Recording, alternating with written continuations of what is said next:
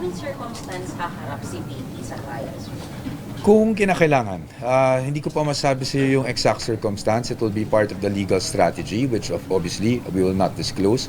But in case kailangan, that will be upon the advice of counsel, which is the defense. But she's willing, sir, pag kinakailangan. Well, I don't want a soundbite kasi na she's willing because I'm sure that's what everyone's asking for. No? But pag kinakailangan, bakit naman hindi siya haharap, diba? Kasi parati nating sinasabi na hindi humaharap si Vice President. But what we're doing now is pagharap sa mga alegasyon, hindi ba? What they're pushing for is a physical appearance. But the physical appearance, for example, the pre-trial stage, hindi naman siya kailangan talaga nandito.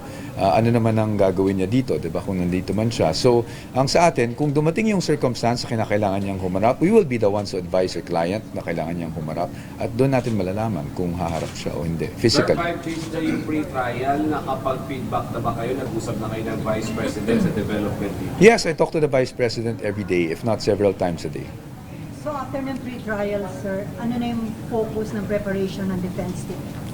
Definitely, iintayin natin lumabas yung pre-trial order kasi po, pag lumabas po yan, kung sa tingin natin kinakailangan magbigay ng ating komento, magbibigay po tayo ng ating komento at after that, syempre, we look forward to trial itself.